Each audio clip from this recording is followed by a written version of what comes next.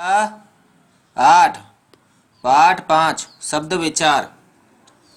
सार्थक ध्वनियों के व्यवस्थित समूह की सरल इकाई को शब्द कहते हैं। शब्द की श्रेणी में केवल वे ध्वनि या ध्वनि समूह आते हैं जिनका कोई निश्चित अर्थ हो। शब्द के भेद। व्यक्ति, उत्पत्ति, रचना और प्रयोग के आधार पर शब्दों के 4 भेद किए गए हैं। नंबर 1, स्रोत या उत्पत्ति के आधार पर। हिंदी में कौन सा शब्द किस भाषा से आया या हिंदी के किसी शब्द की उत्पत्ति, जन्म का आधार कहाँ है। इस आधार पर हिंदी शब्दों को 4 वर्णों में बांटा गया है। नंबर 1, क तत्सम शब्द। संस्कृत के वे शब्द रूप जो हिंदी में बिना किसी तरह के परिवर्तन या घिसावट के प्रयोग में हो रहे हैं उन्हें तत्सम शब्द कहा गया है। तत्सम अर्थात उसी के समान। कर्ण, अक्ष, दंत, हस्त, क्षेत्र, पत्र इत्यादि।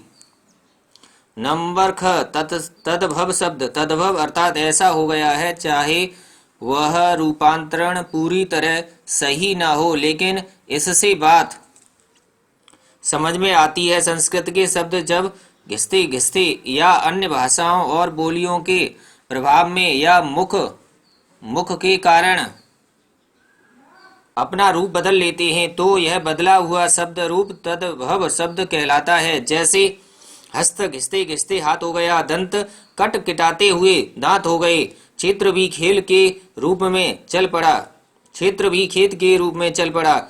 हिंदी में इस तरह के शब्दों के ज्यादातर दोनों ही रूप प्रचलित हैं। आइए देखते हैं। क्षीर समुद्र, ग्राम, गांव। देशज शब्द।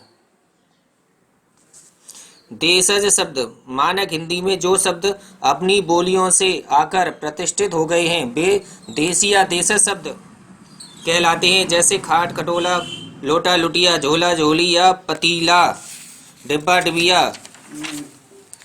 घा विदेशी शब्द। भारत पर लंबे समय तक विदेशियों ने शासन किया। इस बहाने व्यापार और संहार के साथ साथ भारत में उनकी भाषा का प्रचार और भारतीय भाषाओं पर उनकी भाषा का प्रभाव भी खूब पड़ा। यह स्वाभाविक प्रक्रिया थी। जब कोई व्यक्ति किसी के संपर्क में आता है तो एक दूसरे की भाषाएं भी निकट आती हैं।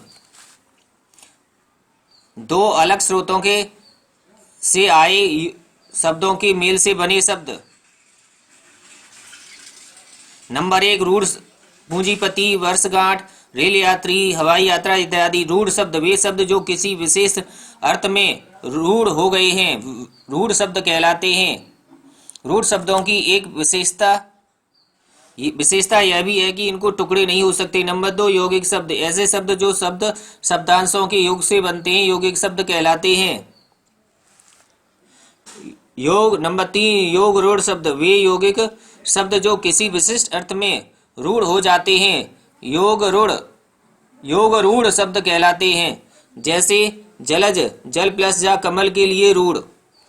नंबर 2, प्रयोग के आधार पर शब्द। शब्दों का प्रयोग करने पर ही उनकी प्रकृति मालूम पड़ती है। एक ही शब्द रूप में प्रयोग होता है तो वह लिंग और वचन के आधार पर बदलता चला जाता है। विकारी शब्द। ये 2 प्रकार के होते हैं, का विकारी शब्द और अविकारी शब्द। का विकारी शब्द जो शब्द लिंग या वचन के बदलने पर प्रभावित हो जाते हैं, अर्थात वे कुछ ना कुछ बदल जाते विकारी शब्द कहलाते हैं। संज्ञा, बालक, बालिका, बालिकाओं, सर्वनाम, विशेषण, क्रिया। ख अविकारी शब्द। कुछ ऐसे शब्द भी होते हैं जो गंगा गए, गंगा दास, जमुना गए, जमुना दास बनने से इनकार कर देते हैं। वे शब्द स्वाभिमानी या जिद्दी शब्दों की श्रेणी में आते हैं। क्रिया, विशेषण, संबोधन, समुच्चय बोधक। नंबर 3, वर्ग के आधार पर शब्दों के भेद। अर्थ के आधार पर शब्द के प्रामाणिक रूप से 4 भेद हैं। कभी कभी निरर्थक लगने वाले शब्द भी सार्थक शब्दों में विशेष प्रभाव देते दिखाई देते हैं, जैसे गाना, गाना, वाना, सुनाइए, रोटी, बोटी, मिलेगी क्या। इस प्रकार अर्थ की दृष्टि से शब्द के चार चार भेद स्वीकार किए गए हैं। नंबर 1 एकार्थी, नंबर 2 अनेकार्थी, नंबर 3 पर्यायवाची। एकार्थी शब्द समान, समान, सामान्यतः संज्ञा शब्द किसी श्रेणी में आते हैं, मनुष्य, नदी, पहाड़ आदि। नख अनेकार्थी शब्द जब किसी शब्द के एक से अधिक सामान्य प्रवृत्ति अर्थ हों तब उस शब्द को अनेकार्थी शब्द कहते हैं। कल पुर्जा, कल पुर्जा चैन। और समानार्थी शब्द कुछ शब्द एक ही संज्ञा के लिए उपयुक्त होते हैं, ऐसे शब्दों को पर्यायवाची भी कहा जाता है, जैसे जल, पानी, अम्बु आदि। घा विपरार्थक या ब्लूम शब्द कुछ शब्दों के अर्थ एक दूसरे के उल्टे अर्थ रूप में मानने का चलन है।